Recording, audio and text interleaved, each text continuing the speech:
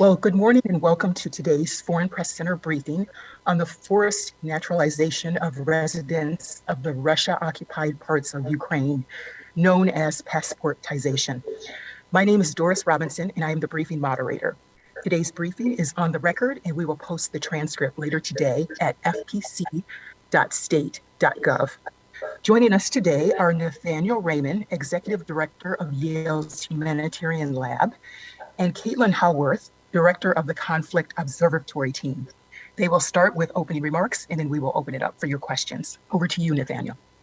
Thank you so much, Doris, and it's a pleasure to be here, as always, with the State Department Foreign Press Center. I want to begin, while we pull up the deck, with just some contextualizing remarks about why the issue of forced passportization of Ukrainians who are living in Russia's occupied areas, primarily Kherson and Zaporizhzhia, is so important. National identity and access to documents such as passports are critical for multiple aspects of daily life in the occupied areas, from accessing utilities such as electricity, to being able to own property, to being able to access public benefits, such as maternal benefits for newborns and their families, and the ability to access medical care and humanitarian assistance all depend on having a Russian passport. As we see in our research, there have been a series of decrees beginning last year, coming from the Kremlin itself, that has mandated that people living in the occupied areas accept Russian citizenship. The impact of this move can't be overstated. For thousands of Ukrainians living in occupied areas, failing to accept Russian citizenship could mean direct impacts to their lives, livelihoods, and their ability to access basic services. If they do not accept, the consequences are dire. They could be, in some cases, detained, deported into Russia, and in the meantime, they are already losing access to the things they need to survive. This campaign of passportization is not without precedent.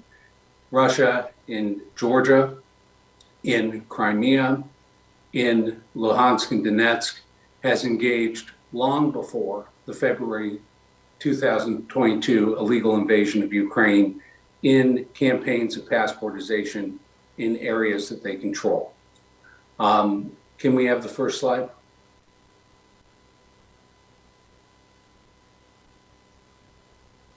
I want to walk through 5 key findings. First, this is happening from the top down. Russia has enacted a series of laws that, from the Kremlin, are forcing residents of occupied areas to acquire Russian citizenship. But that is being, in our second finding, implemented by local authorities who are interpreting that decree to deny those without Russian citizenship the necessities of life, including humanitarian aid. And if by July 2024, individuals have not acquired Russian citizenship, at that point, they can be detained or removed abroad, including to even remote areas of Russia. An important point here, citizenship is conditional. It is subject to denaturalization, as we write in the report, for a series of minor offenses. Those can include participation in rallies, criticizing the army, or criticizing the invasion. And that can lead, in certain cases, people to be effectively stateless. And then the overall headline here, these actions may constitute a war crime through violating the Hague Convention and the Geneva Convention, which lays out critical obligations for occupying powers, which in this case, Russia, to respect the original citizenship of those under their control in occupied areas. Next slide. Here you can see some of the specific relevant international law violations, but basically we can summarize this and say because you occupy an area during a time of war, it doesn't mean that you can, A, force people to swear allegiance to the occupying power. B, you can't force judges and public officials to also swear allegiance. And what we see here is that right now, public officials, public employees are being required already to accept Russian passports. And lastly, when you're the occupying power, you can't discriminate who gets basic shelter, medical care, food, resources that you're obligated to provide for the sustainment of life under Common Article 3 of the Geneva Conventions. Next slide. Caitlin Howarth is going to walk us through how we arrived at our findings and talk about how we do our work, not only in this report, but in general. Caitlin. Thank you. Our methodology for this report focused primarily on the use of open source data. And in order to meet the standards that we set, we follow the Berkeley Protocol on digital open source investigations. So the data that you're reading in this report follows a series of very careful steps for collection, verification, archival, and cross-referencing. We collected social media posts by residents themselves, posts by occupation authorities, official decrees that were issued by occupation authorities, so that would be posted on their own official social media or websites. We looked at laws and decrees of Russia's federal government, and we looked at reporting by news and human rights organizations. In all of these cases, we never take a single post at face value. It always has to be cross-referenced and verified by additional sources. Everything has to check out, everything has to align, everything needs to be made sure that it's consistent with what other activities and events that are happening at that same time and place. There are still some important limitations that happen when we're utilizing these sources. For one thing, there are always reporting biases that happen no matter who the source is, and those always have to be taken into account. That's why we never take any single source at its own face value. We also always have to deal with the fact that, unfortunately, some of our resources, such as the use of satellite imagery, are not always the most helpful for certain types of analysis and investigation. And that was unfortunately the case with this investigation, because this looked so much into legal dynamics and the use of essentially paperwork.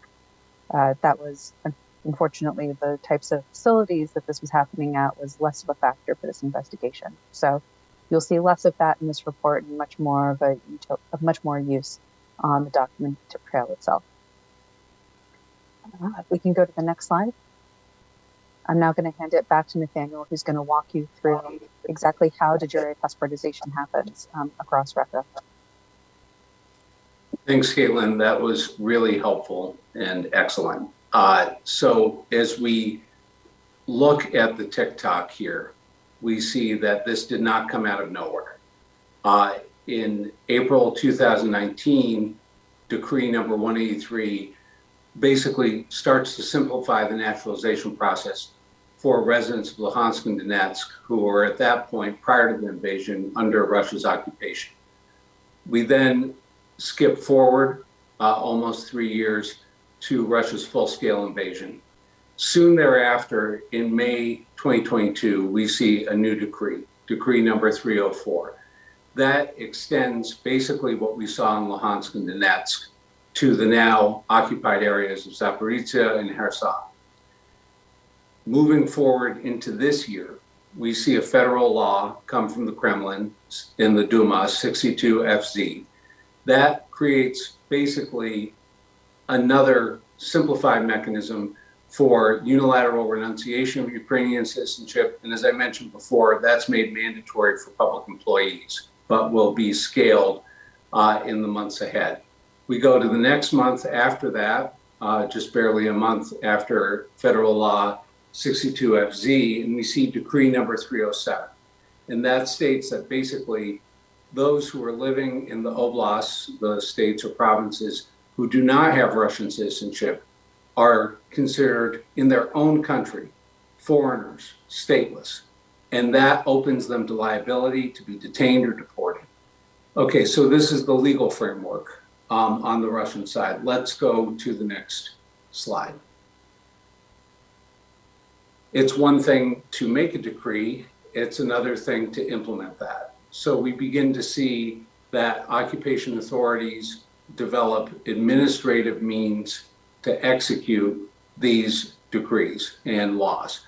So we see an interdepartmental working group has been established, and they are beginning to put in place the ability to expel and deport people within DPR, Donetsk People's Republic. Next slide. And so these actions, as they become implemented, have some real life implications for highly vulnerable civilians living in these areas. So it means that public sector employment can be restricted for certain people, ownership of businesses, the ability to move produce to market. There are threats now to seize property or to designate property as, quote, ownerless because of the national status of individuals.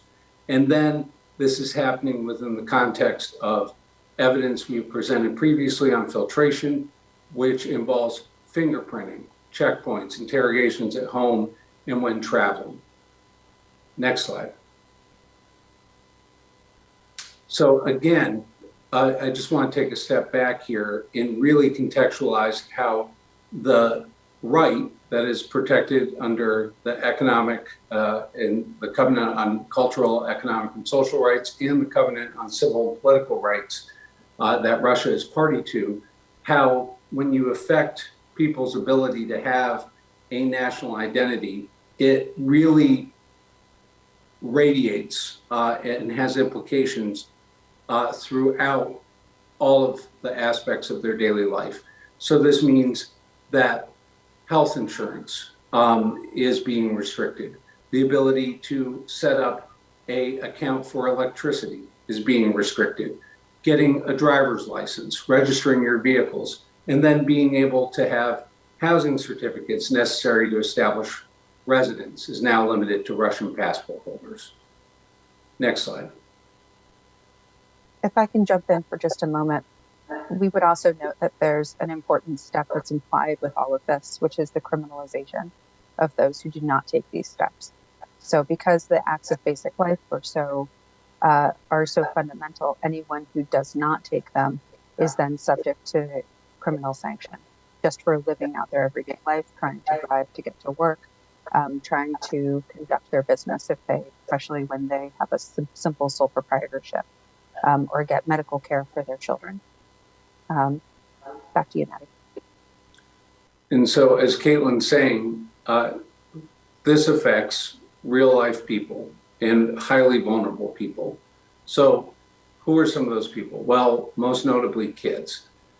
For children, parents of newborns now have to have a passport in order to get basic maternal benefits going forward. That has real impact on kids. As of July 2024, newborns will be forced to be registered as Russians. There is, as we've documented in our children's report in February of this year, there are threats of removing children from parents. There are additionally, across all of this, an elevated risk of statelessness, both for parents and for kids. We also see this playing out specifically for those who were affected by the recent destruction of the dam. There is denial of recovery and reconstruction aid happening along lines of who holds what type of national citizenship documents. Alleged denial of humanitarian aid seen in open source reporting, and then targeting those internally displaced persons who lost their home after the dam was destroyed for passportization. I'm going to hand it back over to Caitlin on the next slide.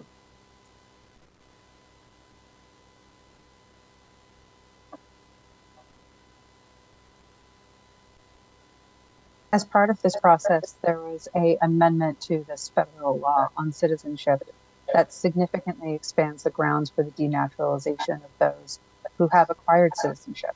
This is a really important step because what this does is it effectively creates the grounds for rapidly denaturalizing those who have acquired this additional passport, lost their, like under Russia's law, they have then lost their citizenship of Ukraine.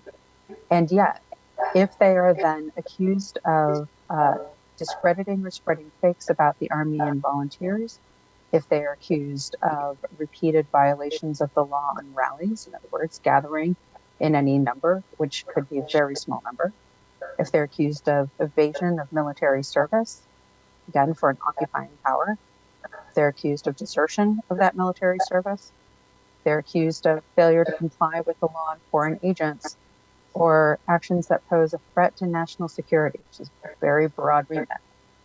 Any of those then creates the grounds for essentially making these people functionally stateless. All of this essentially makes it extremely difficult for people who are living under an occupying power to live and to live freely, and essentially creates the threat of denying not only their legal status, but all of the things that we just outlined at any time, while also facing additional criminal sanction. Next slide. Of course, there's further implications for all of this. The Ukrainian government has made it clear that Russia's government has also made it clear that Russia has no intention to share any data with Ukraine on who is actually going through this process. This is a one-way street when it comes to data, which is a significant departure from the way that these matters are normally handled, and does create some important national security gaps.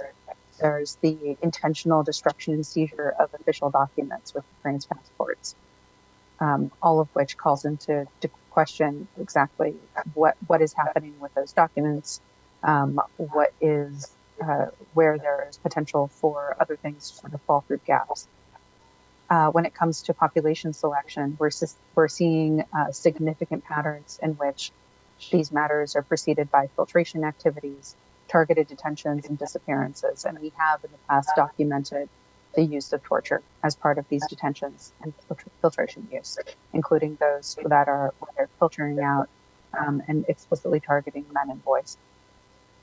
We're seeing that those who are unwilling to accept citizenship are specifically removed from the population, and their whereabouts are unclear in many cases. We're seeing that this is being utilized in some ways for population control. The threat of denaturalization and effective statelessness can be a very effective manner to keep a population under one's effective control, and to ensure that they are exactly where one knows that they will be, and to keep tabs on them at any given time.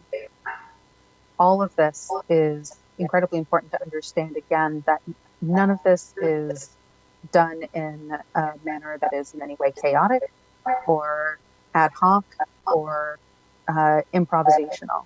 This is following a tried and true series of methods and steps that have been tested out in data in other places, as we previously shown through Russia's history in the so-called breakaway regions in Georgia, in Abkhazia, in so many other countries throughout the Soviet period. This is following the playbook that's well known. Next slide.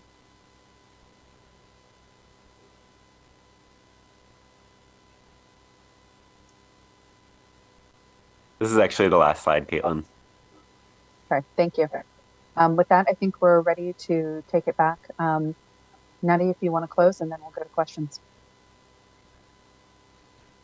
In short, what this activity by Russia really communicates is this is a new and important facet in its effort to obliterate Ukrainian national identity, from the deportation and transfer of children, from the passportization program to the filtration program itself.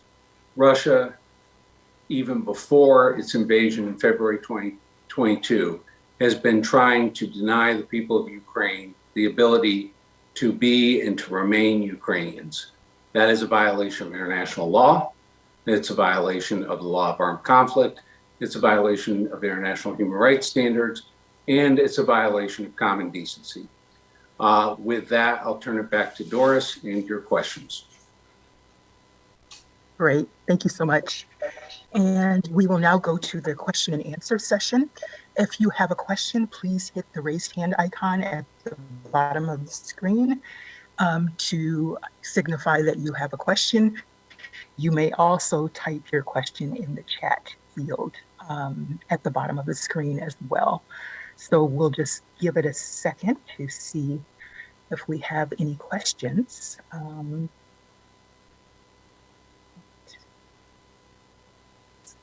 We'll admit one other journalist.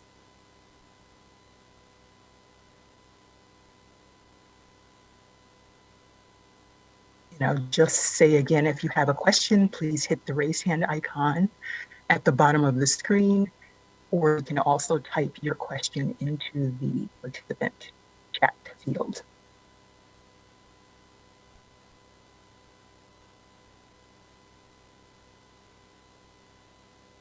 Doesn't look like we have any questions at this time.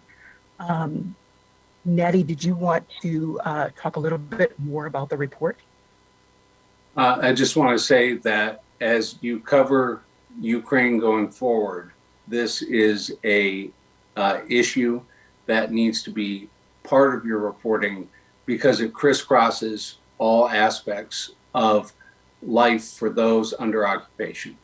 And so consider this report a lens for looking at the issues that have happened to date in the occupied areas, primarily Kherson and Zaporizhzhia, but also the so-called DPR and LPR. And it is a roadmap to the issues that those who continue to live under occupation will confront. And so this is not a one and done story. This is really a lens for looking at the violation of rights for those under Russia's occupation with a clear focus on how the denaturalization process is affecting everyday life for average Ukrainians under occupation. We really appreciate you taking the time today, and please reach out to the Foreign Press Center if you have additional thoughts or questions after this briefing concludes.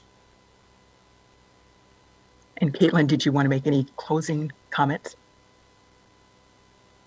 I think only to say that the government of Ukraine has made it very clear that it does not consider the forced passportization, the forced or any other actions in terms of forced denaturalization to be legitimate. As far as the government of Ukraine is concerned, what we clearly document in this report is that it considers its citizens to remain its citizens. That being said, it should also be clear to those who are reading this that this is an extremely compulsory process at every step along the way. There's a reason that we chose the cover image that we did. There is nothing about this, including the manner in which the occupation forces are even going door to door to have people fill out paperwork. Nothing about this is done in a way that does not put people under extreme pressure to comply. And so that needs to be understood.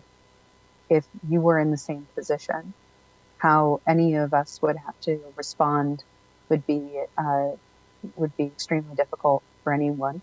And for those who do continue to resist, and there are those who continue to resist, the consequences are quite severe. I would also just quickly point out one detail. When we, as you all know, we continue our investigations into the impact on children in this conflict. One of the details that you'll see documented is how for children who have to gain compulsory medical insurance in order to gain access to medical care, by the time they are at the age of 14, children must have a Russian passport and one of those compulsory medical insurance policies. in order to gain access to medical care by the age of 14. So I want to make sure that that was also called out to you as one of the many important findings in this report. And with that, I just want to thank you all for coming here today, and thank the Foreign Press Center and Doris for all of the excellent work that you support us with. Thank you. Thank you. Thank you so much. And if any of the journalists have follow-up questions, we will share those with you all. And I just want to thank everyone for joining us today for this briefing. Nathaniel Raymond, again, is the director of the Conflict Observatory team, and Caitlin Howarth, I'm sorry, he's the executive director of the Yale Humanitarian Lab, and Caitlin Howarth, she is the director of the Conflict Observatory team. And this concludes today's briefing.